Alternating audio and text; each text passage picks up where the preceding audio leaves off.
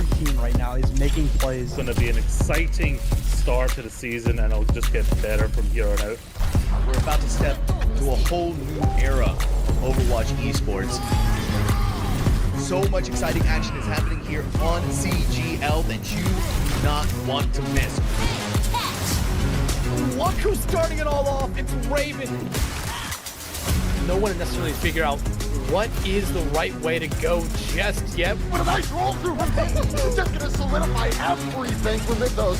Does come back, and Arsario gets the mech, but I don't need a mech. I'll kill 4 anyway. This is just a highlight reel for Arsario right now. They're making a statement in the EU Masters here. This patch is still incredibly fresh. There's so much to learn, so much to change about the way we play the game. NKC, but the shatter is colossal. Let's get it going. Trades keep coming through. Laura, is going to be able to find these shots true. Inu on the overclock with 2. Here comes an Annabelle immediately to the back. Fine skills, slicing and dicing their way through 2-3. So back and forth.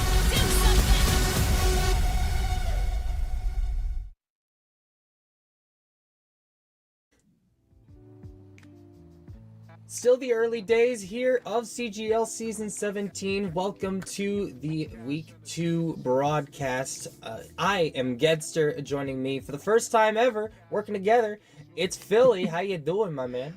Oh, I'm elated to be back for the CGL. Took last season off, but raring to go for this one. We've got 5 new heroes. Not available this week, friend, but, you know, there's a lot of action to be had here in week number 2.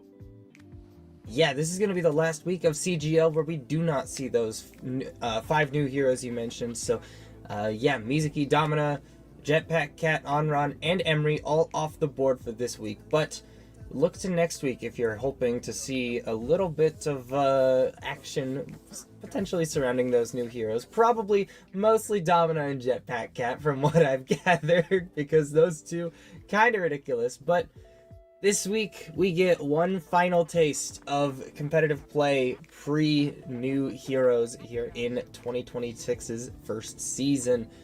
I am very excited to be bringing this match to you because it is going to be a heater. Week 2 NAGM tier is going to be between Lindenwood Academy and Camazotz. It's lit. Now, we did have another match earlier today on broadcast. The EU match that we had between EMC Chimera and Invaders was a 3-0 in favor of Chimera. But hopefully, we get something a little closer.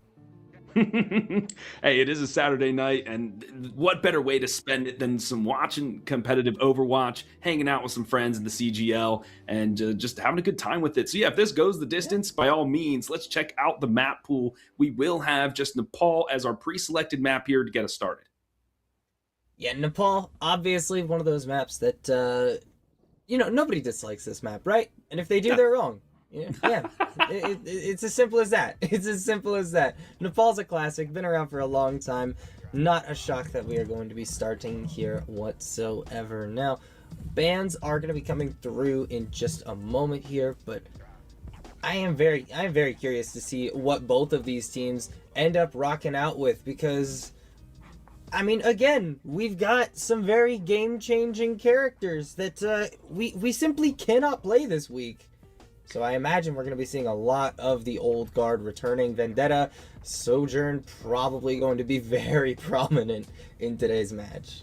100%. And I was doing a little research on Camazotz, and they're the first one banning here. And when they played earlier in week 1 against Hashira, they lost that 3-0, but they looked pretty good. So I'm excited to see how they play today. But they banned Sigma first on Control. It was Oasis in week 1. I'd be curious to see if they do the same thing or if they adjust their strategy. This time they take out a Lucio, which is very surprising because that is what Synarchy's, that's what they play all the time. So they're kind of hamstringing themselves, but they've done some research for Lindenwood. They know they have some prolific Antler on Lindenwood is really good at the Lucio, so kind of limiting their hero pool as well. So it's kind of that tick for tack you got to be aware of.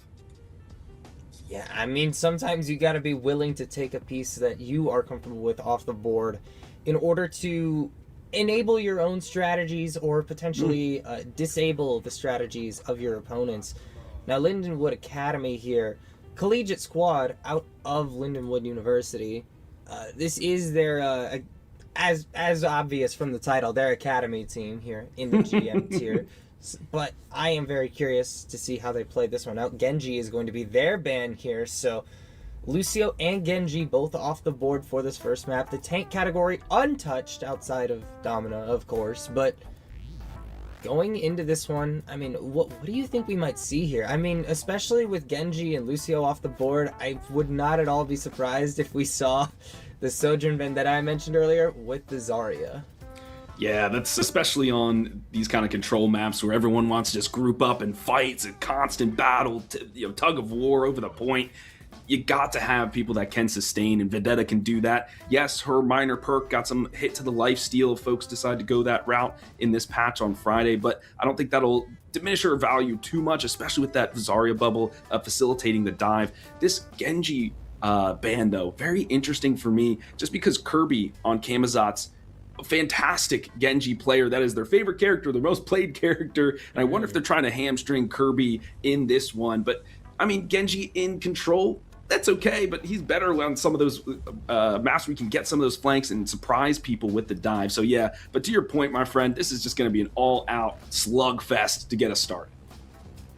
More than likely. Let's take a look real quick at our lineups for both of these teams, because, I mean, you've already brought up a couple of very important, crucial, key players here, and I'm very excited to see all of them in action. We got Hammer, we got Sora, we got Crazy Art, we got Antler, we got Bix here, all playing for Lindenwood Academy, all students at Lindenwood, and you pointed out Antler. Do you think there's anybody else we need to be paying particular attention to here? Sora, definitely going to be one to look out for, especially if they are piloting this Tracer. Can be very lethal, pestering the backline. If you don't have Lucio Kiriko combination, then you might have to pick somebody that's a little bit more stagnant, less mobility. That's when Sora can shine. So definitely somebody to look out for. My concern is for Crazy Art, a good tank player. They might want to go Junker Queen. I don't know how I feel about that right now in this meta. So let's see if they kind of go with the standard or go for the Queen in this one. But I'm curious to see Camazotz lineup. Let's bring it up. Another stacked roster here, and like you said, they struggled a little bit in week 1, looking to make something different happen here in week 2. But we got Dez, we got Kirby, Last Night, Femsick, and Synarchy. The lone Canuck in the lobby, as far as I can tell. Nobody else on the team has their nationality listed, but Synarchy is apparently he's the only one I see that listed as Canadian here. So, you know, brethren from up north. Hey, it is NA, so hey, that's North America. I'm all about it. The ping hopefully isn't too bad. Hopefully they're staying warm up there. But I'm looking at Femsick most in particularly as the main support. Iliadi, one of her favorite characters. We saw that get banned out in their previous set. I wonder, you know, there's some targeted bans going there, but there's a couple of substitutes to highlight as well. Mainly Shadowy is their other tank player who plays Sigma very well. They might switch him in depending on the map that gets chosen. So look for Shadowy to kind of emerge from the shadows, so to speak, as this series progresses. But right now, we're heading right on to the Shrine to get us started. I liked that call, emerging from the shadows. That was good. I appreciated that. Appreciated that one a lot. And you know what else I appreciate? The fact that we are swiftly, promptly getting into map number 1 here. We are going to be starting out on Shrine. Not a huge surprise. Words are difficult today. my apologies. Words are a little bit difficult. But right off the bat, we're seeing some... obviously, there's opportunities for swaps here, but not really what I expected to see here, Philly. We're seeing the Sigma from Crazy Art Last Night on the Winston. Not a Vendetta in sight. Yeah, very interesting. I wonder if folks have kind of figured something out with the symmetric. No, it's just going to be the quick teleport onto the point there. But Sora on the Tracer, that was our highlight player in the roster section. So definitely take a look at them. But Kirby is going to have to keep them in check on the flanks, utilize her range from the airs to make sure that Tracer doesn't pester the backline too hard, because Bix is going to be vulnerable.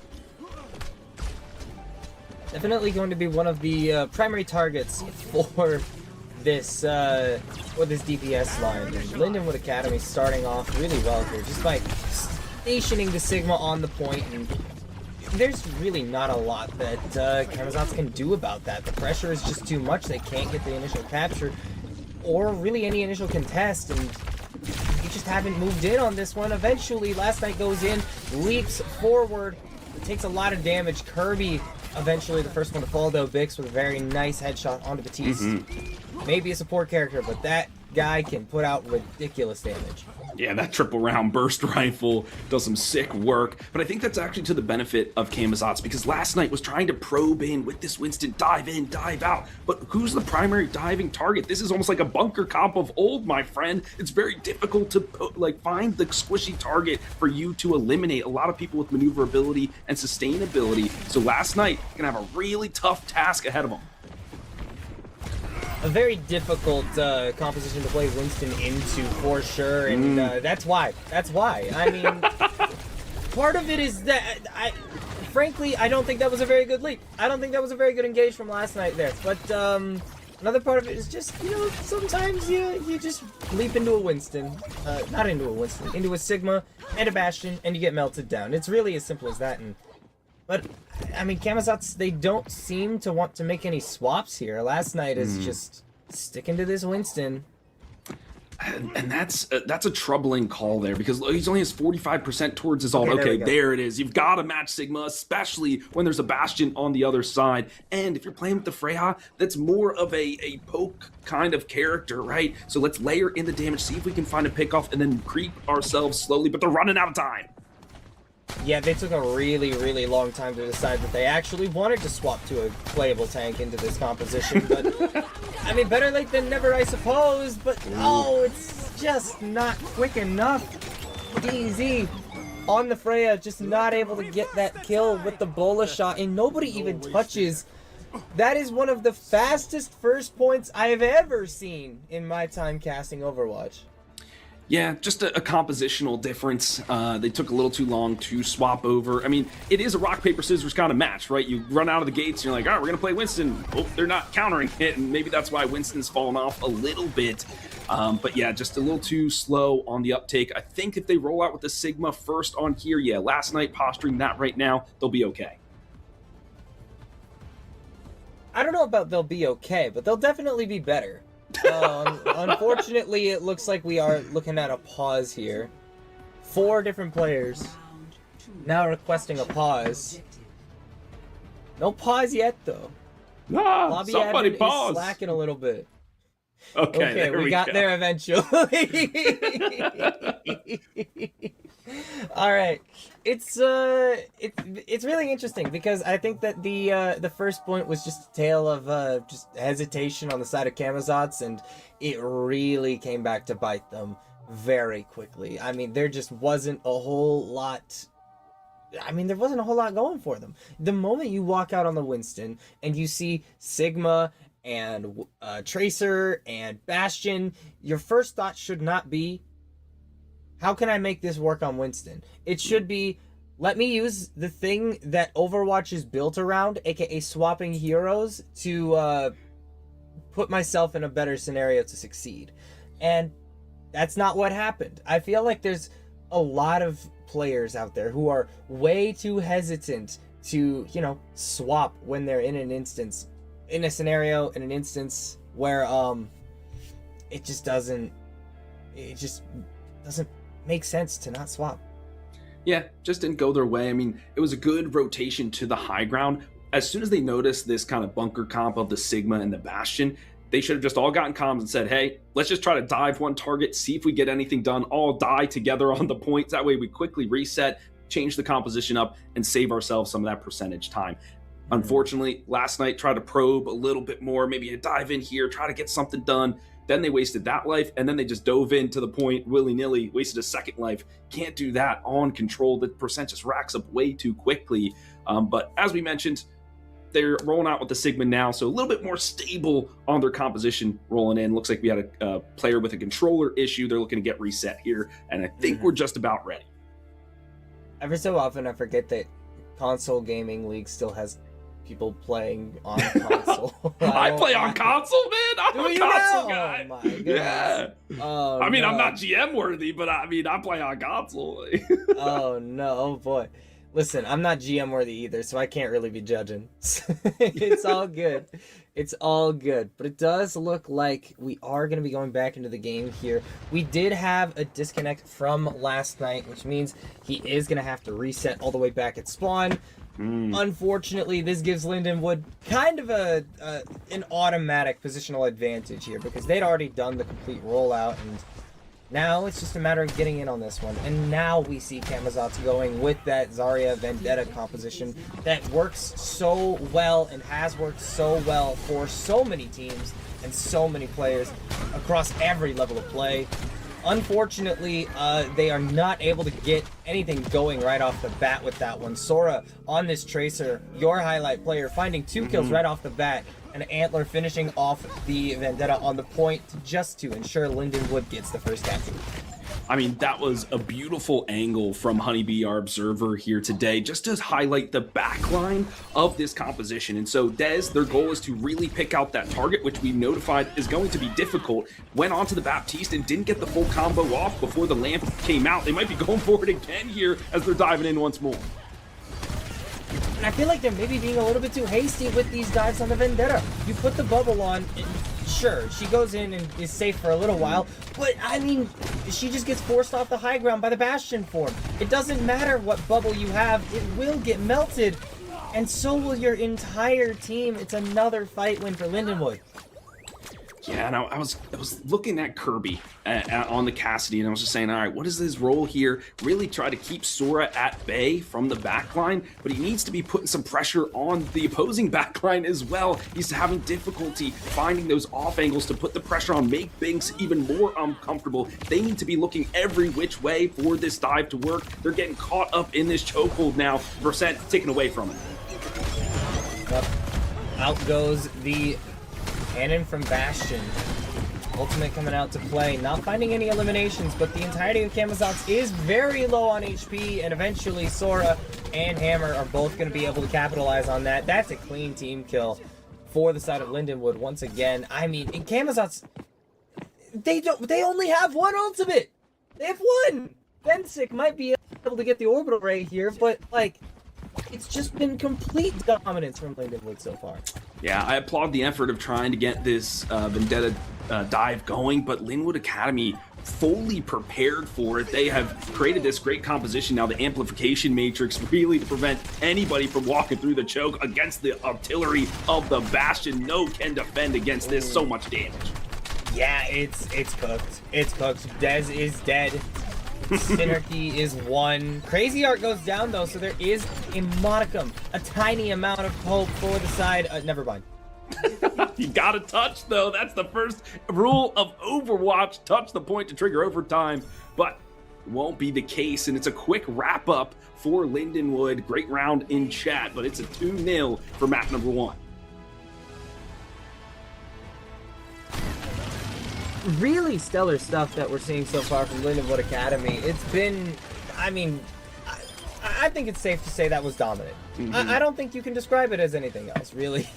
It was a combination of factors that led to this 2-0, but I think that the big one is hesitance on the side of Camazotz. And, I mean, the first point, hesitance, is absolutely what killed them. On the second point, I think it was more of just trying to find a way to get the Vendetta in there and just not being able to. Because Vendetta, obviously a very strong character right now, even with the recent nerf to one of her minor perks, but you can't just go in on a Bastion that hasn't used form. You need to be able to bait that out somehow, and you need to be able to, like, play this game without, like, just losing every single engagement, because it felt like there was not a decision made by Camazotz on that first map that even could have led to a map win. Yeah, they put a lot on Dez. They said, okay, buddy, get in there and deadlift the squad, try to get something done, and then everyone else was just like, I guess we're here. Which led me to my thought originally about Kirby on the Cassidy. I understand some of that defensive capabilities that character provides. But I think to your point, you need to whittle away the resources, the lamp, the art, the machine gun form, whatever it is, from the backline of Lindenwood. They didn't have anybody else putting that pressure. You need another dive character, a Sombra, dare I say it, another Tracer, something to really force out those abilities. They were just a one-way street, very linear in their approach and their game plan, and it was easily read by Lindenwood. Yep. I would also have loved to see, if you really wanted to stick on the hit scan roll, I think a Sojourn would have been great in that instance. Definitely better at taking, putting pressure on Sigma's shield, which recently did get nerfed, by the way. It lost 50 health, and the minor perk where his Hypersphere damage regenerates shield health also got nerfed by about 10%. Went from 50 to 40%. So Sigma, still a very good character, but less able to constantly have that barrier up. And I think, first of all, good change on the Blizzard devs part. Second of all, you need to take advantage of that when you're playing against a Sigma. Like, you have to. And Cassidy can do something like that by, you know, just fanning the hammer on the shield at range, but that's not always going to be enough damage pressure on the shield. I really think you needed either another dive character, like you were saying, Philly, to pressure the other heroes around that team, or to go Sojourn. Straight up, just go Sojourn. That character's crazy. Very good right now as the captain of Overwatch for sure. So, okay, they lose game number one. Sometimes dominate control is just not your map type. Maybe you need some of those more tactical game modes with you know, escort, etc. So it is the map choice now for Camazotz. Do you think they go for push? Do you think they go for hybrid or escort? What are your thoughts? I have absolutely no clue. Just toss something out there. Yeah, I am going to guess that we go to Flashpoint here, because Flashpoint typically tends to be one of those modes that people are very comfortable with going to early in a series. They don't like... a lot of people that I've talked to don't like going to Flashpoint later in a series for various reasons. Personally, I think it's good to get it out of the way pretty quick, and it looks like I'm right. It looks like I am correct, everybody. We're going all the way to New Junk City for this one. I do find it interesting that New Junk City is the pick here, though, because Suravasa feels like the much more popular pick than New Junk City. It always has been. Even like pre-rework, post-rework, it's still been less popular than Suravasa. Yeah. Ever since Atlas came out, I don't understand why people dislike Atlas as much as they do, but that has become like the new least favorite Flashpoint map amongst the community. But New Junk City, it's one of those maps that I find very interesting. For sure. And I am personally a fan of New Junk City. Love that map. But from a competitive standpoint, I think you're right in terms of Saravasa. A lot of teams have more practice plays and there's better routes where you can be coordinated, whereas New Junk sometimes can feel a little chaotic out there, which I guess fits the lore, right? As it being the apocalyptic wasteland that it is. Thank you, Australia. Yeah, absolutely. So, yeah, definitely an interesting map choice, but we already know that Camazotz doesn't always necessarily play by the rules. They're just going to throw some wrenches at you and see if you can handle it, see if you can dodge it. So, okay, New Junk City. Now we go into the ban phase. Be curious to see if they ban out that Sigma, knowing that Shadowy is still on the bench in their roster. I don't know that Sigma is the prevalent hero on your mind when you're going to New Junk City. Typically, I would expect more like brawl tanks, like a Ramatra, or maybe even if someone's feeling spicy, a Reinhardt. But like Zarya is the ban that gets. But Zarya is the ban for Camazotz here. Unsurprising, really. Yeah. I mean, when they tried to play Zarya and Vendetta on the previous map, it didn't go amazingly well, but I mean, maybe they just want to take that option off the board for both teams at this point. And it makes sense.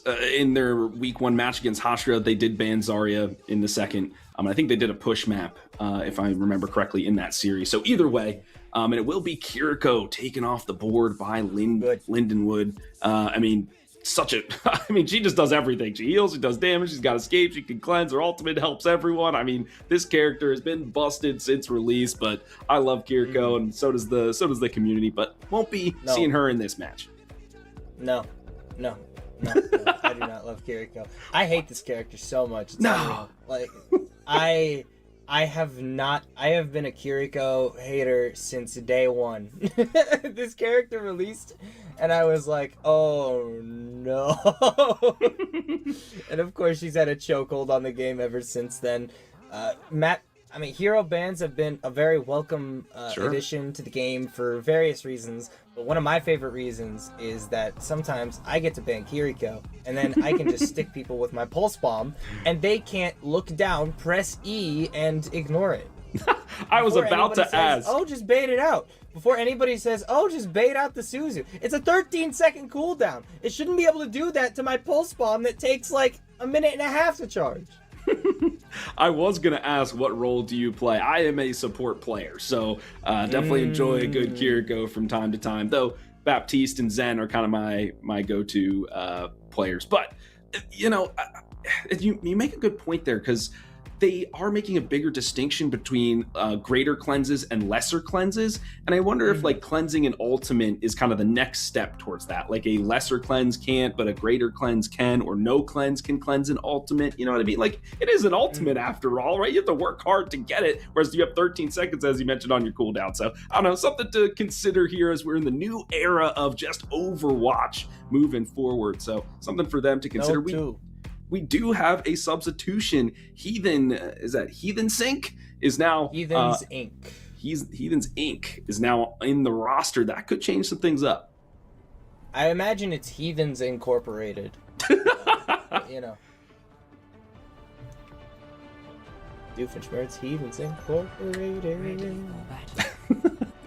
Doofenshmirtz, legend. All right, well, let's see. I'm looking for those rosters to come through, and with no Zarya, what's the next brawl you think that folks are going to go for? The Ramattra, the Reinhardt, or we do have Crazy Art posturing on the Junker Queen? Are we serious about the Junker Queen? Are we serious? Are we rolling out on this? I would be so down. I would be so down to roll out on Junker Queen, and this would also make a lot of sense as to why we see the Kiriko ban, because I mean, obviously, Kiri, a real thorn in the side of any Junker Queen player. I mean, you hit a big rampage, and then suddenly it gets cleansed, and you've basically done nothing with your ultimate, and now you're out of position. But now that Kiriko's off the board, that rampage, almost guaranteed value as long as it hits someone. Speaking of running them down, though, I mean, we've got both teams running the Reaper here. Hammer on this Bastion once again. Something tells me we're likely to be seeing this hero for a whole lot of this series. Last night, the first to fall in this fight, and eventually the first capture goes the way of Lindenwood. I mean, we were alluding to it at the start of the show that Crazy Art loves the Junker Queen, and we were hoping they would bring it to bear, and they do so effectively. What's very curious about this Lindenwood Academy composition is the Moira. I feel like we don't always see Moira, but they're really trying to press the issue with this backline. I'll be so real with you. I had not noticed the Moira until you pointed it out. I was not paying attention, but Bix is, in fact, on this rather unconventional hero, and Camazotz taking a rather unconventional route to get into this fight, not opting to go directly for the point, but instead taking that kind of weird route down below to get to the high ground. Unfortunately, Dez does get run down by Antler, not going to live for much longer, and Synergy also falling. Hammer finding 2 to close out the fight here. Femsick, she does manage to escape here, and she will be the last hope of Camazotz in order to like get a touch here, but I'm not sure she's going to be able to, or if she even deems it worth it. Yeah, probably not worth it at this point, but an interesting swap to the Junker Queen for last night. I feel like Junker Queen, I do love that, but going into a Bastion, you've got no shield. You've just got one shout to try to save you. I don't know, it's going to be really challenging for the tank. Yeah, I think a lot of this next few fights falls on the back of Dez to be able to, you know, hit shots consistently, do that chunk damage to Crazy Art, and that is not what happens here in the first fight on second point here. Ethan Zink on this Reaper, not able to find much more than just the Bastion pick. And, I mean, Shirley goes down here. Yeah, Crazy Art just running down the Reaper. No fear in his heart whatsoever. And again, Lindenwood with the first capture. So, I like the Reaper mirror, and we were talking about cleanses and things like that. I mean, now that the Shadow Step has been nerfed and it's a lesser cleanse, that if he does get hit with the Rampage, he'll still bleed out, right? Even if he Shadow Steps, it'll be, like, he'll still take the damage? We'll find out here. Ooh. A big Rampage for the side of Lindenwood Academy. Everybody hit by it falls very, very low. Femsick manages to escape. Synergy doesn't die either. But, I mean, it's just one button and Linden would have won it. They don't need to invest any of their other resources. And Camazotz, they tried. They put in a Death Blossom there. It just wasn't enough. And you can't heal yourself with the Death Blossom either, so ultimate just kind of, you know, not well spent, and that's perfect ult economy for Lindenwood. If you're winning a fight just on one ultimate alone, you can now win this next one and expend two. Here we go. Dez finding the opening pick now onto Bix. That's exactly what they needed. The overclock comes in clutch, and Dez does fall down, but, I mean, the entirety of Lindenwood now out of the picture. And you've got Femsick going back to get this now May back to the spawn room? Question mark? What? I mean, May? I kind of like it. You can block off the Bastion, and you can also pin in the Junker Queen. She has no mobility tools, so if you can really, that's going to be the target. Looking for Crazy Art and trying to eliminate him quickly. Yeah, but you're going to need to do that very quickly and efficiently, and that's already not going to be the case. Femsick drops the beat successfully, but it only hits onto herself. And eventually the entirety of Camazotz will fall. That is a flip and a second point here for Lindenwood Academy. That's tragic. And to kind of like break down this fight, we have to go back to the previous fight, because only Coalescence was used. Antler was able to hang on patiently to their sound barrier, and they knew they could utilize that as a re-engage tool or a save for Crazy Art should it come to that, and it did. They survived through some of what Camazotz was putting on the defense. They just bowled them right over, capped the point, got point two now on the board. They're looking for the third. And they are in a pretty solid position to do so here. Last night, utilizing that Rampage, and it does connect onto Hammer, but Hammer not falling quite yet. Still very low, but eventually it is Femsick to find 2 kills in the fight. Woo! Very, very crucial near the end. What a play from her and Dez. Both of them finding 2 apiece, and now that's finally a first capture for Camazotz. Absolutely massive, and we know Dez is a good player. We know they can hit the shots. They just need to have the time and space to do it, and I think playing with the May, as soon as we said it, dead. Sorry. Commentator curse. That's 3 kills for Hammer. That's a point flip for Lindenwood Academy. Die on point, everybody, because we are only going to be getting 34% if we're Camazotz. Eesh. Yeah, friend, there's nothing to break down. It was just, we're running at you as fast as we can, and we just killed you quicker. That's about it. Easy as that. Yeah. There just ain't much to say sometimes, but Hammer definitely has something to say right now. Out goes that artillery. Doesn't find any eliminations this time around. Camazotz doing a very good job of avoiding that.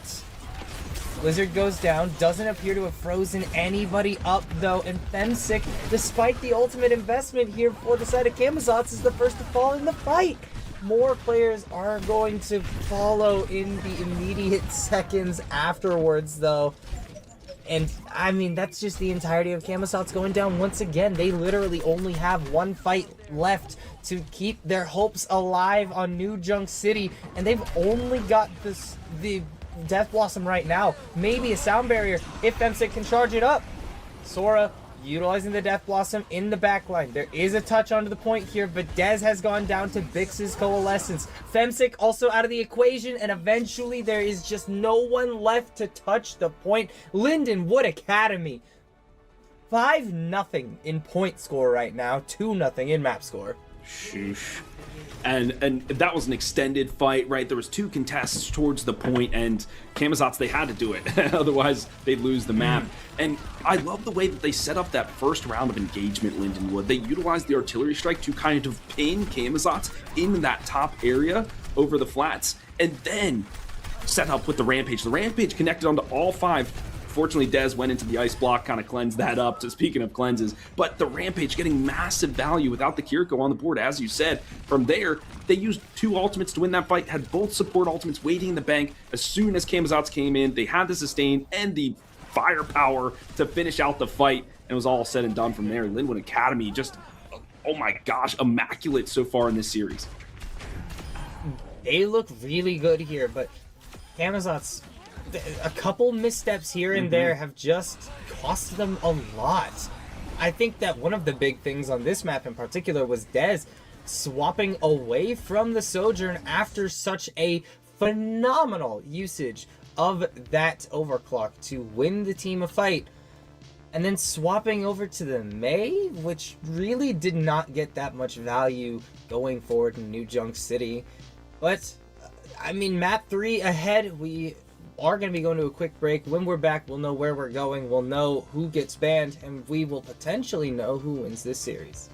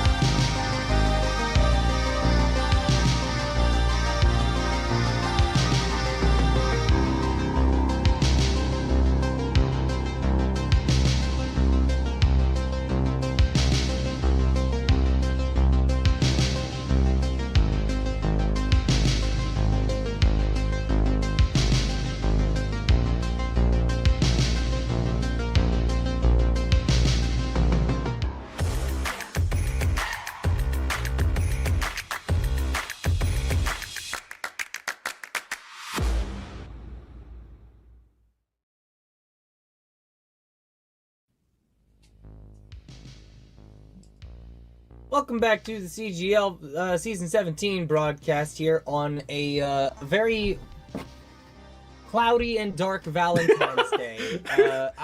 I had to actively look out my window and see what the weather was like because I had nowhere to go on Valentine's Day. And if you're here, neither did you. I did have somewhere to go, and that's to be with you, Fred, in the booth. Some CGL action. Yes, sir. Can you even see out that window? It's so stacked up with Funko Pops. Right now, No. yes, I can. Well, there's only 6 Funko Pops. There's only 6 of them right here, right? There's a lot of other, like, garbage in this window. Like, there's my record player, there's my speakers. Here's my Seattle Mariners Dustin Ackley garden gnome that I got in, like, 2009 or something. Vintage, okay. Dustin Ackley hasn't played professional baseball in over a decade. I still have this. It's just really funny. I just... If you couldn't tell, I'm a Mariners fan. Like, you know, like the Mariners logo on the wall. Fair enough. I mean, I live in Philly. I got my little other which way over here. I don't know. I can't do mirrors. There they are. They're in the background over there. But friend, we've got some Overwatch to talk about. If you're just joining us, the 5 new heroes are not available for week 2 in the CGL. They'll make their debut next week. But so far in this first to 3 contest, it's been all Lindenwood. Absolutely dominant performance from them. Yeah, they've looked really good so far, and I mean they've stuck to their guns. They know what they're comfortable playing. I mean, we saw them rock out on the Junker Queen from the beginning of New Junk City, and it became very clear very quickly that that is what not only what they're comfortable on, but what they are very, very potent on. Because holy, that was beautiful gameplay coming out from Lindenwood and the tank player there. So, I mean, just massive props. Massive props to Crazy Art in particular. But, I mean, there were a couple other players on that team who have just been ridiculous so far. I think the big one for me so far has been Hammer on that Bastion. Literally only playing Bastion so far, and it has been lights out. Some flame this guy in chat because not you, but Hammer. I mean, I hate Bastion. You speak about hating Kiriko. I hate Bastion. He just takes so many resources. All of your attention needs to focus this hero, or you will just be bursted down. No. And like, yeah, the main thing is to go to Sigma, but then you present yourself other problems with dive characters, etc., and it's just very difficult to play against. So they're trying to hit one problem, and then the groundhog pops up on the other hole they're trying to hammer down. So it's just like they can't stop the leak of all the different issues they're trying to face here. Camazotz, their fortress is crumbling. Yeah, it's very rough. It's very rough for the side of Camazotz right now. They are looking really kind of just lost sometimes in these matches here, and our third map hopefully is where we see them turn it around a little bit here. We are going from a brand new almost map in New Junk City to old reliable Kings Row. Has been around once again, just like Nepal, since the beginning of the game, and this is kind of not shocking at all in my opinion, because I mean, if you want something familiar, if you want something you've practiced a billion times, it's Scrims Row. Yeah, this is the comfort pick for basically any organized team ever. And so if you feel like you need to get the momentum swinging in your favor, you pick Kings Row. But the counterpoint to that is most other teams are practiced on that map as well. So they probably have a good strategy. This is where it's going to come down to the picks and bans. We saw that Lindenwood, they banned the Kiriko knowing they could set themselves up for the Junker Queen on New Junk City, so very intelligent play, but it will be Camazotz who are banning first. In week 1, they banned Lucio during the third map. Lucio's already been banned once, so they have to switch it up here. Yeah, the alternate approach is going to have to happen here, and it looks like Sigma is going to be the ban. I actually do quite like that, because when you ban Sigma on this map, it forces, and I mean forces, rush. Like, there is no other approach that we are going to be seeing here, more than likely. It will probably be the Zarya, if you were to ask me, but I would not be shocked to see Ramatra. I would not be shocked to see Lindenwood run out with a Junker Queen because we've seen how comfortable they are on that hero. But Cassidy is going to be the other ban here on this map. Now, I do say Junker Queen wouldn't surprise me, but maybe it actually kind of would, because now that I think about it, Kiriko's still on the board here, and Cleanse is going to be a problem for that hero in particular. So Zarya probably going to be the one here, but Lindenwood banning Cassidy does lead me to believe that it is going to be Zarya and Vendetta. Yeah, definitely makes sense to me. And the thing is that Lindenwood can also play this because each team will get a chance to attack and defend. And I am hyped to see how Lindenwood does the Zarya Vendetta dive combination. I think that'll just be so lethal, so oppressive, and just pin Camazotz down. They won't be able to do anything. So, but whoever loses or whoever wins that previous map, they get to choose if they want to be the attack or defense first. So I don't know if we got to see who it will be on the attack on this round. Kirby back in, by the way, for the side of Camazotz.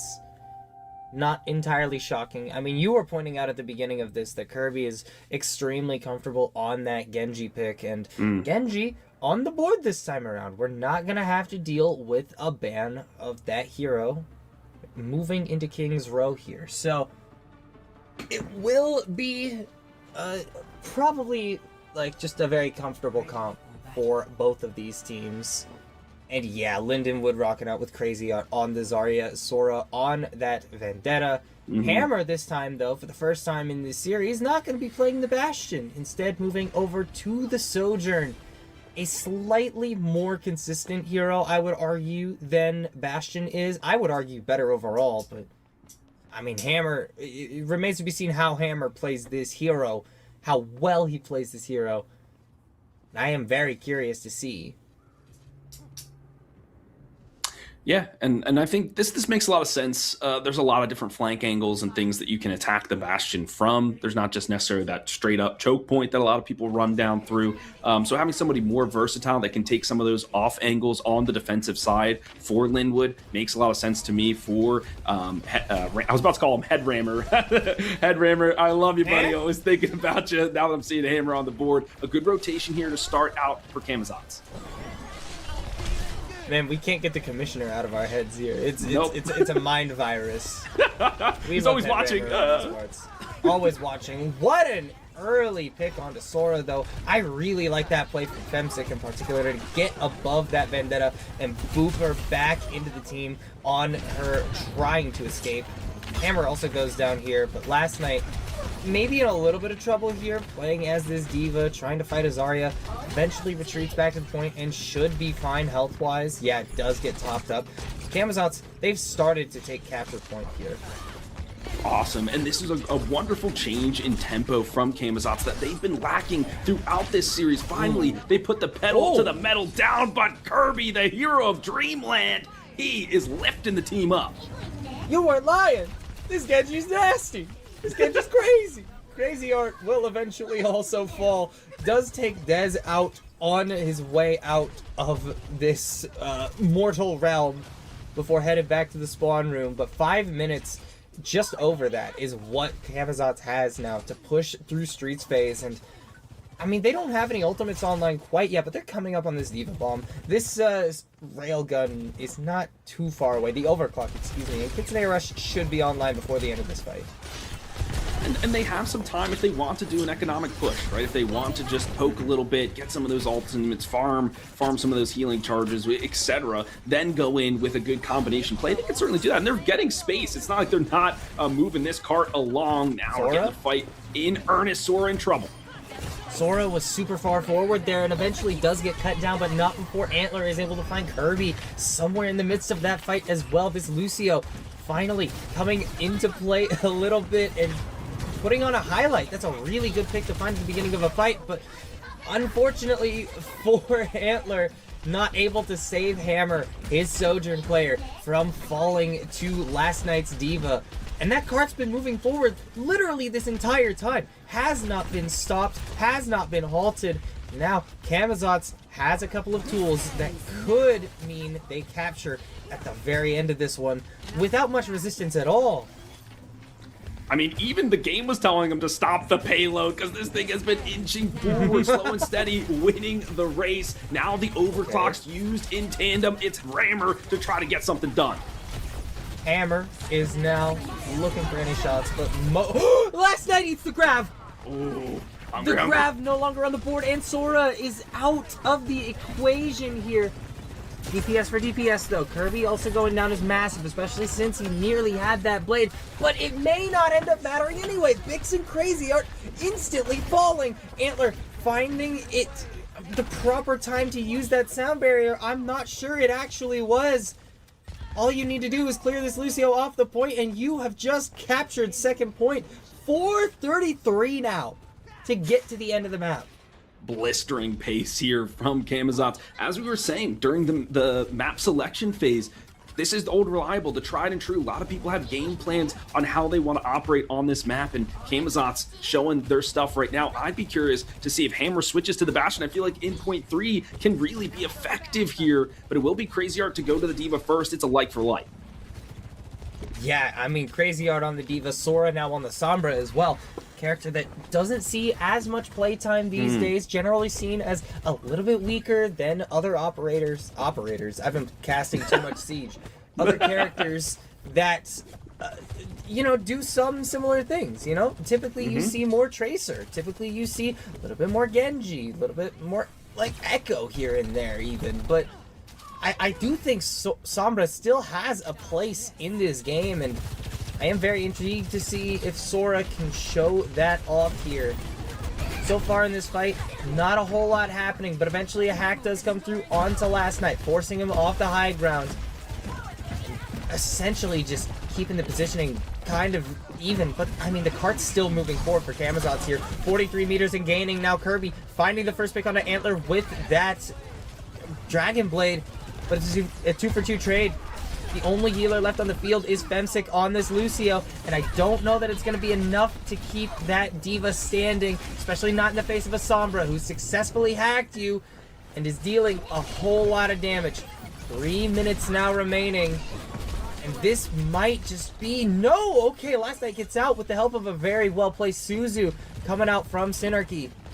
And now, just under 3 minutes, and a lot more ultimates on the board. I mean, this is going to start us off with a massive EMP, a 5-person ultimate. Incredible there from Sora. Woo! That one will stabilize. That's all you need. That's all you need. Just hit a 5-man EMP, and your entire team is able to capitalize off the back of it. Antler doesn't need to even charge up to the ultimate. Hammer, Crazy Art, Bix, they don't need to use any of it. And Synarchy, in the midst of all of that, right as the EMP gets popped, uses the Kitsune Rush to no avail. So not going to be able to have that, not going to be able to match that with Bix's Kitsune Rush. You're going to have to react to the rush with Fem6 beat. That's going to be the first to use an ultimate here in the fight, but not finding any picks immediately. Both supports for Lindenwood are out of the equation, as is Hammer. Cart still moving forward here. I mean, this is really, really a different team that we're looking at right now. Camazotz, they look solid. Going in with the tidal wave, right? Trying to reverse their fortunes, reverse the tides. Let's see if they can do it. dead. Stop the payload once again. Sora eliminated. A bomb placed upon the point to shoo everybody away. Does not find any elimination. Still, they charge forward. Camazotz, they want to cap this. Just a few more meters to go. A desperate defense from Lindenwood. Surely then I'm gonna hear, maybe actually Kirby's Blade can be the thing that turns it all around. A whole lot of damage put onto this Diva mech. Eventually she will be demeched. And suddenly there's only a couple more bodies remaining on this point. Yuriko getting back out there could be a problem though. Finds a pick anyway. Antler goes down, Bix goes down. Just under a minute now remaining for the side of Camazotz. 49 seconds. Hammer goes down, 0.8 meters remaining. And it's just a Doomfist that you have to get through at this point. The punch will land, but the Kitsune Rush for Synarchy could be looking to seal the deal here. It's still just one on the point, and Hammer can't get back in time on this Tracer. If there had been one more contest for even just a little bit longer, there was a chance that Hammer could have turned that around with a well-placed pulse bomb, but it just does not happen. And finally, we see signs of life from Camazotz as they complete King's Row. I mean, what a wild defense from Lindenwood Academy. They went to all the stall heroes they could, just layered their bodies on the point to prevent the cap. And from the way that point 1 and point 2 worked out for them, they held that for what, 4.5 minutes? A massive EMP there, but 4.5 minutes to just get it down to 30 seconds. And I think, you know, the way you started the map and the way you finished it, well done for them. It's still a hill to climb. Now it's their turn for attack, and if we've seen anything from Lindenwood, it's going to be at a lightning pace. I mean, that was a gorgeous attack. A really, really good third-point defense, as you were pointing out as well, from Lindenwood. But it's not over yet. There's always going to be that second half and potentially extra innings on maps like King's Row. Hybrid as a mode has delivered some bangers over the years. Remains to be seen if this is going to be one of them, or if we're just going to be moving on pretty quickly into map 4 here. Also, I don't have a picture. I could probably get a picture. It better have some Mariners gear in it, otherwise we're not allowed to use it. or Fusion gear. I was a big Philly Fusion fan back in the day. Brother, me too. I live in Philly. Hey, I gotta be a Fusion fan. Bat me up. That's right. That's right. I have a Boombox jersey in my closet. Oh, very nice. Yeah, absolute legend.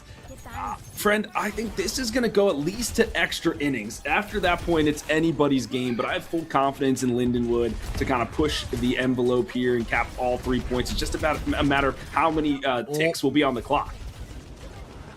Well, 1-for-1 trade here, and I think it's okay that you've lost Sora here, because Sora's going to be able to get back to the point very quickly on this Sombra character, as is Femsick on Lucio, but I mean, that 1-for-1 trade just kind of stalls out a whole lot of what both teams want to do here. I mean, that was a beautiful, beautiful dive onto Dez, taking the Sojourn out of the equation here, and that is most of the damage gone for Camazotz. Obviously, they do still have Kirby alive on this Genji, but I mean, Dez is going to take a little while to get back, and when eventually the entirety of Camazotz does get back, they may have another fight here, but Synergy goes down! That's just all of your sustain completely gone here.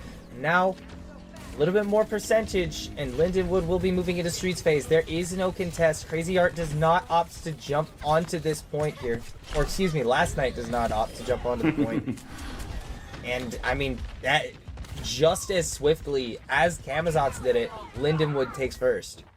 And they have more ultimate charge, so they can, and we've seen what they can do with their ultimate economy. On the flip side, Camazotz, not much in the bank for them to utilize. Okay, a Diva Bomb can be good, but oftentimes utilized just to get a second life there. So this is going to be a battle of ultimates for sure, but I love the way that they're utilizing Sora to be sort of that scout and kind of facilitate the dive even more, pick out a target with the hack, and then blow them up. Really good coordination right now from the attacking side.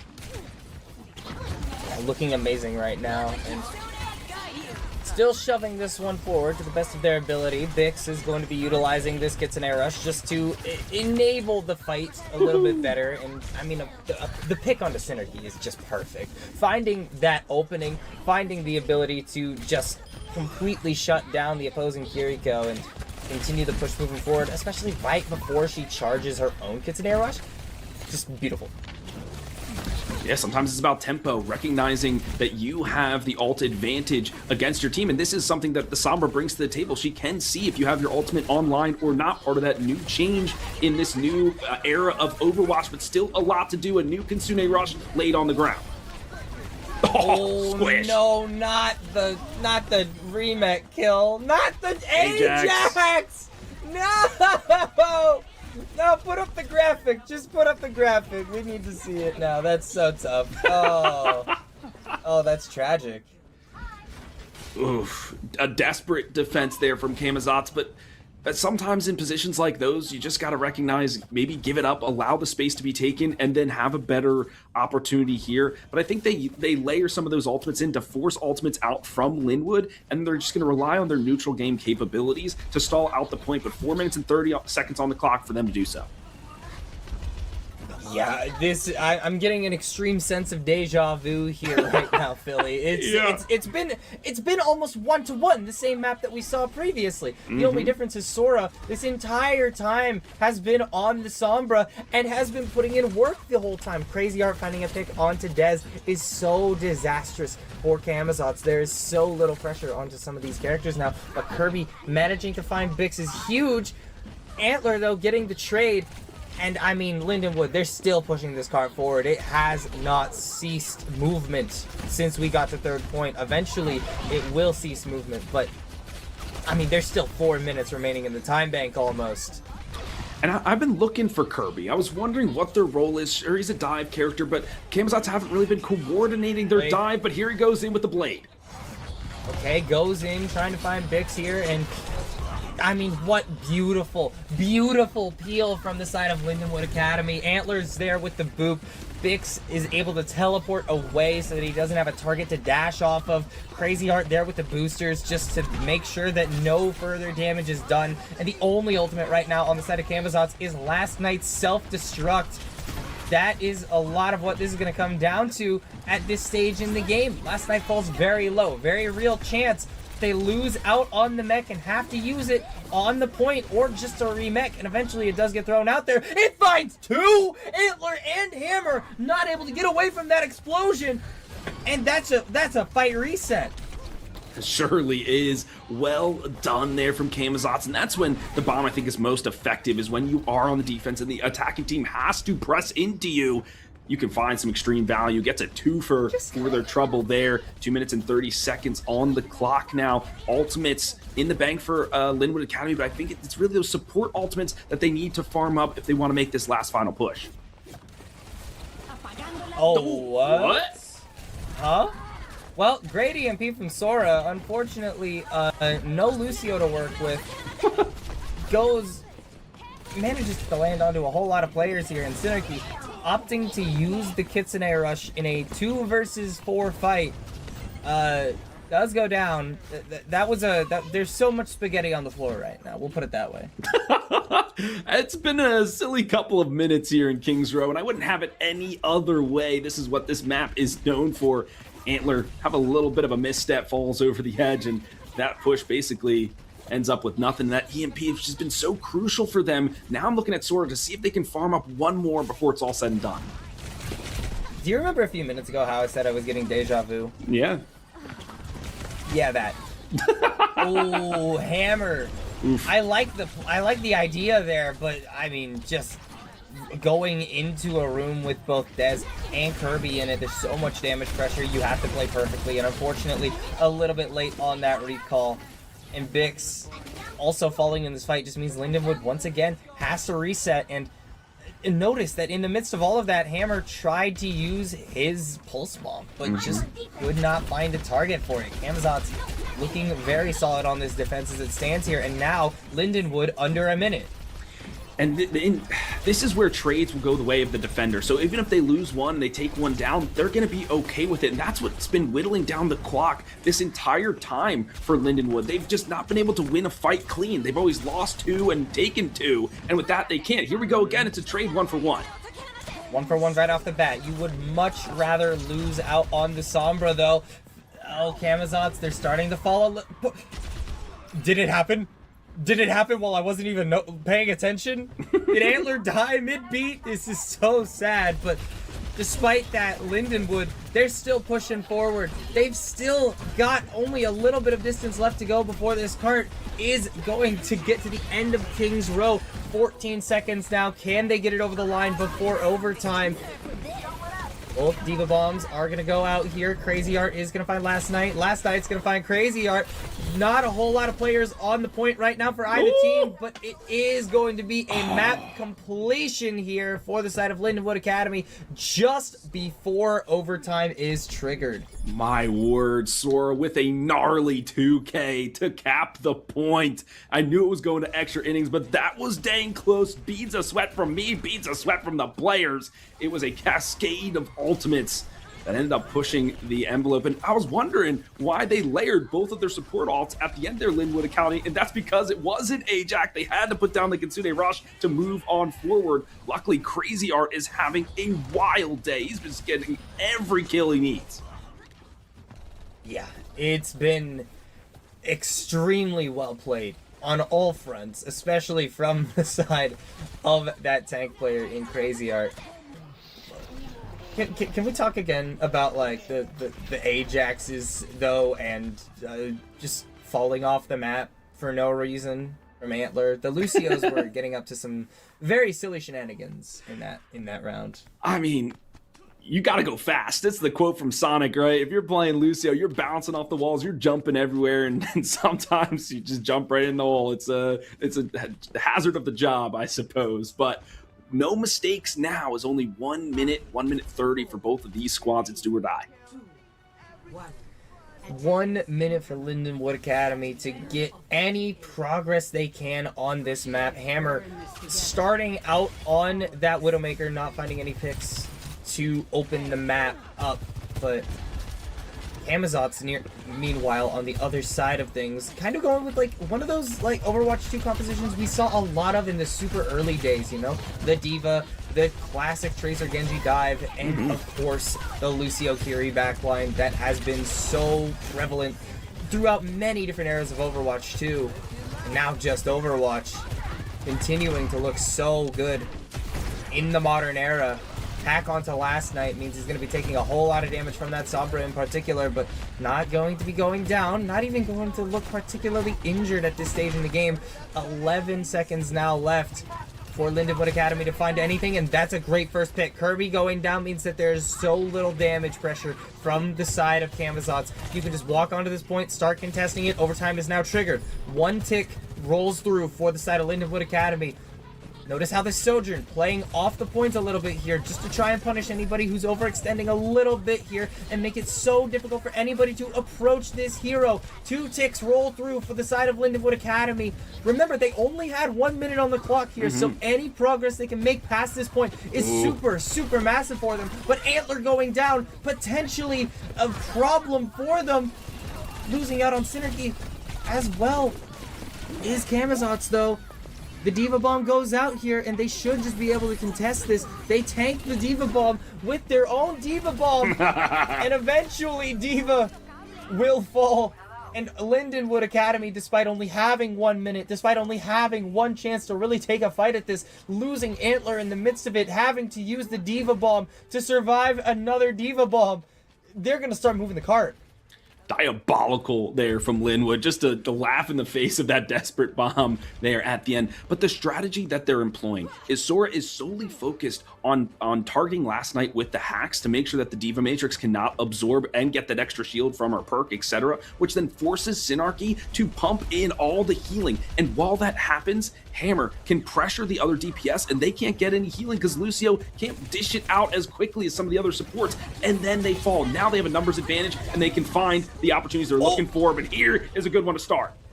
That's a great one to start. An amazing EMP from Sora is just going to completely shut the door on Camazotz's defense here at the first corner of Streets phase.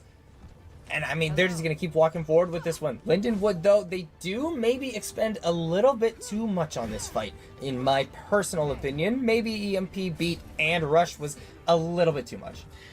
Yeah, I can see the panickiness of it's like it's overtime, it's extra innings, it's like we might not get another chance. Just make sure we win this fight and get as much progress as we can. Let's hold forward and just sacrifice our bodies to just try to get it as close to point 2 as possible. They do have an overclock available, but it's going to be a Herculean effort for the side of Hammer, but at a massive opening pick. That's so huge. Getting the Lucio out of the way just means that you're going to walk onto this second point for free. But what are you going to do about Kirby's blade? This is a problem for you. But Synergy and Dez also falling in the immediate aftermath. Kirby does not get anything more than one elimination with the Dragon Blade. Last Night falls, and just like that, Lindenwood, they've started to move through third. I mean, Camazotz, they jump over point 2 to attack the overclocking hammer in full force, and then allow the point to get capped, and as they come back, their backline has already been decimated, and then there's just a clinical elimination one by one from Lindenwood. They are rolling through this. This has already been such a stellar push for just 1 minute being on the clock here. Sora finding a hack up top, but does get taken out of the equation. Femsick finally finding a beat that connects onto a couple more players. Huge impact plays coming up from the Camazotz main support right now, and Antler will be the next to fall in the fight. Dez not being here may not even end up mattering, as a couple more players from the side of Camazotz maybe are able to find picks here, but Synergy goes down and more distance is gained for Lindenwood Academy. Losing out on your Tracer does suck, but it's not something you can't overcome. The bomb does get thrown in by Camazotz, but Crazy Art is able to survive that one. Another bomb comes in, no remet kill this time. Sora going down once again though. No damage pressure for the side of Lindenwood Academy at the moment with Bix, Sora, and Hammer off the board. They do have a little bit of point presence here, but with Crazy Art finally going down, Antler finally going down, this will not go any further. This next round will be the last one of King's Row one way or another. But what an absolutely ridiculous push with 1 minute in the time bank. Yeah, that was insane. But the fact that Crazy Art keeps living, keeps surviving, keeps moving the cart forward cannot be understated. Camazotz needs to do something to stem the bleeding that he is putting onto their team. Lindenwood Academy has made that adjustment by basically sicking Sora on the side of Last Night. Camazotz, they need to do something else. Kirby, for me, has just not been as effective. We only call his name when he's going in with a blade.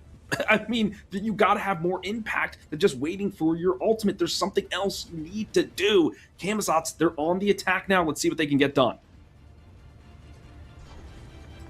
And suddenly, the time lead that they had feels negligible. It doesn't feel like it matters at all here.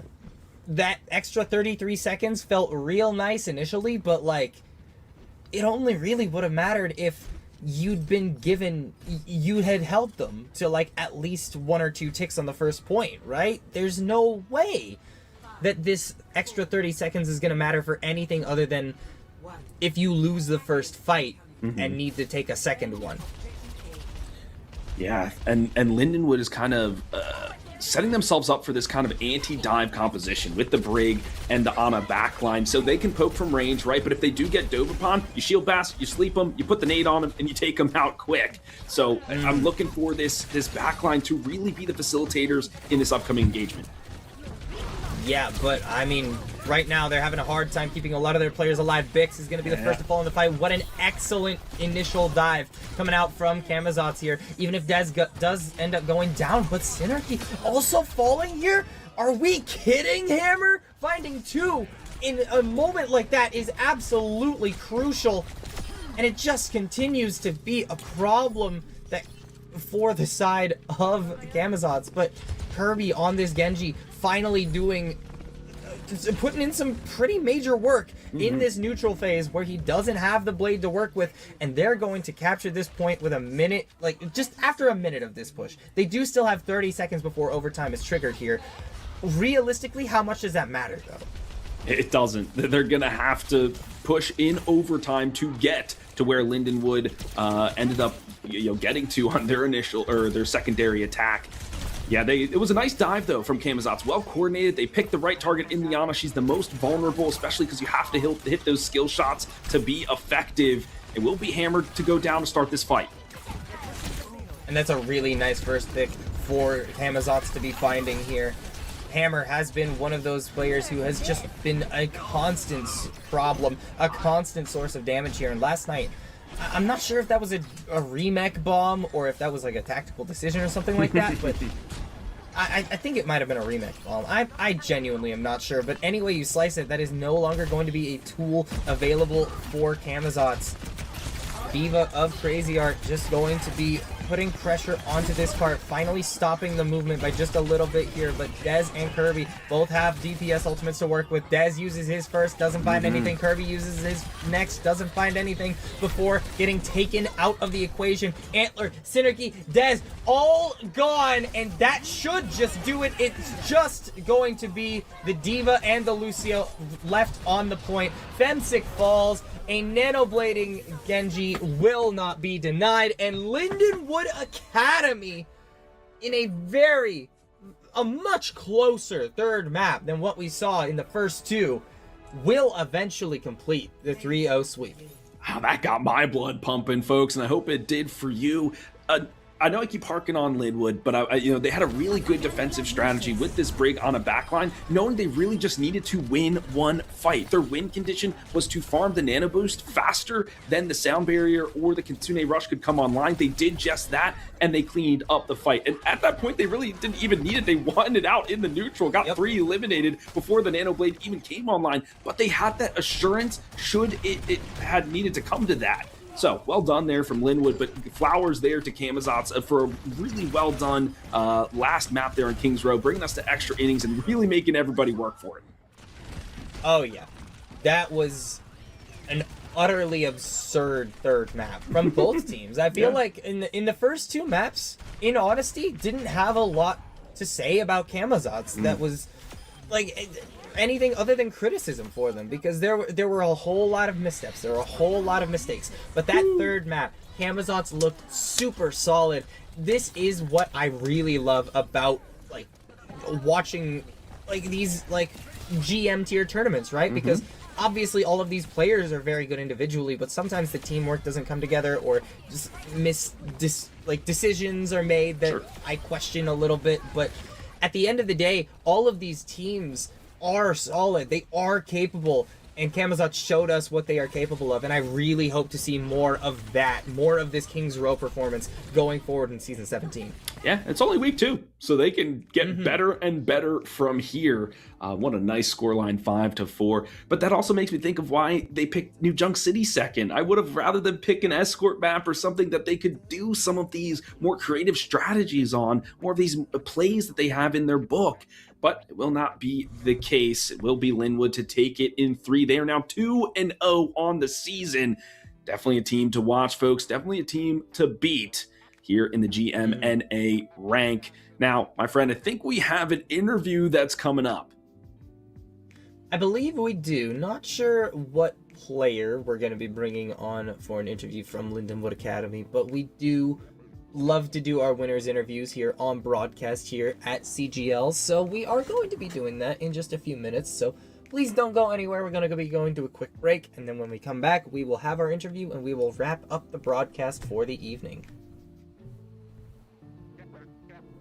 Cash and the ticket is yours.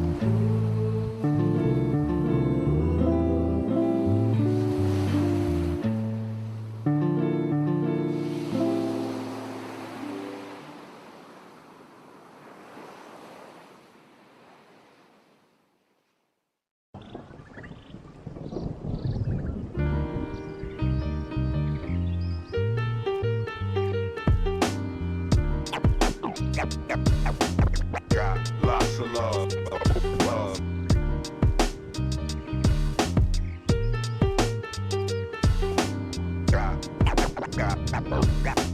Got lots of love.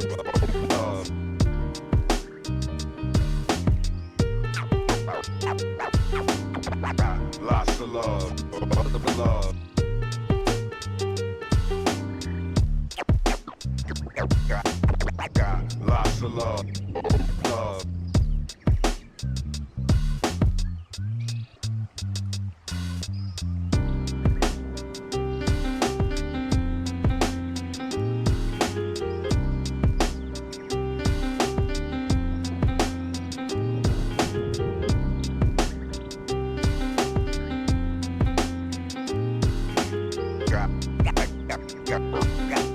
Got lots of love.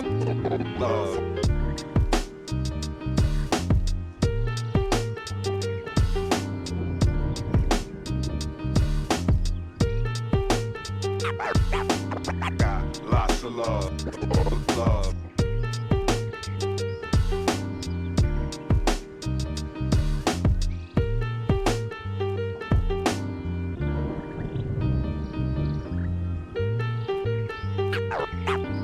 Got lots of love. Love.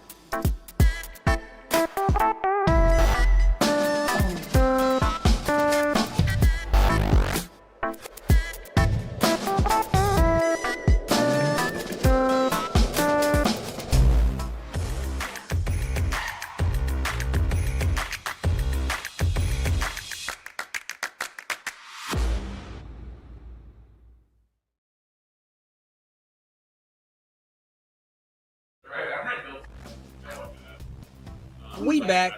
We got Sora, DPS player for Lindenwood Academy here. First of all, congratulations. Thank you. On your win today. It was a very, very clean first two maps, and then a very difficult third map, but you guys got it over the line in the end. How you feeling? I mean, it's great to win. It's great to see that all the work and that our players, coaches, everything they're putting in is paying off. So obviously great. Winning great. Yeah. Love to hear it. Love to hear it. Now, first question for you. It's mostly just about you guys as a team. Obviously, you guys play for Lindenwood University. As the academy roster, I assume that means like you're just like one step below the main roster. Yeah. You're so like tantalizingly close to it. So tell me what that environment is like, as you know, just generally speaking. I would definitely say it provides like a very organized structure for us, which is very nice, and it gives us always somebody to look up to and compete with. We all have like our respective counterparts, obviously, so the fact that they are better than us gives us something to look forward to, gives us something to push for, and gives us, like, our team specifically, we always want to compete with them, so it always just gives us that extra edge. Excellent. So I've got some, and I love that little dive into your locker room space, and so I appreciate you opening the door for that. But I want to talk some more about this match. I've got my notepad here. I've got some things to talk about, especially on Kings Row. I think that's where more of the action happens, so to speak. Talk me through the team adjustment to go to the Sombra here to really counter the Diva. What was that thought process like? So with eventually, I mean, you guys saw the then champ did not work at all. It was just not, we were not playing it well. And as far as our dive goes, my default's just kind of Sombra, and I mean, it provides so much utility. I mean, EMP is like a fight win most of the time. The hacks on the Diva can pretty much stop her wherever she is. So it's really just about denying them and making sure that I can get my most value within a dive comp. Okay, and dive value you got. You hit a huge 5-person EMP, cleaned up that fight easy. I do want to talk about, it went to extra innings. You go on the defense, you work with the Brig on a backline strategy. What was the thought process behind bringing that out? To be quite frank, we just wanted to look for an ult combo that would be a fight finisher, and Nanoblade obviously is that. So we just really wanted that easy, or not easy, but that win con, so that we could ensure whenever that fight came, all ults are on the table, we can come out on top.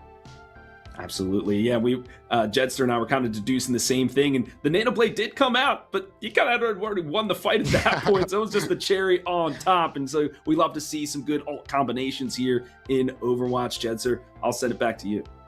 This guy said Jedster twice. What is it? Not Jedster? What? No, it's Gedster. It's Gedster, man. Gedster? It's Gedster.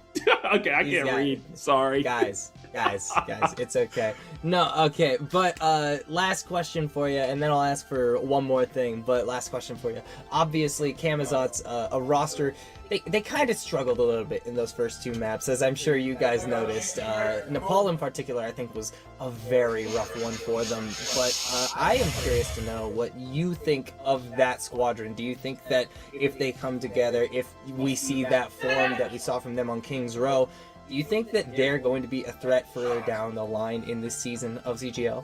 Obviously, they have talent. I mean, they were winning their ones sometimes. Like, it was working for them. And I mean, they have a super respectful. I have nothing but nice things to say about them. They've been super nice to me throughout this entire process. But yeah, I think they have potential for sure. I mean, obviously, it comes down to just a couple macro things that I think we have polished a little bit better. And I'm always going to root for us. So, like, that competitive side of me wants to say that we're always just, like, going to be on top. But, no, I definitely think that they have a lot of potential, and they're great. That's a great squad. Yeah.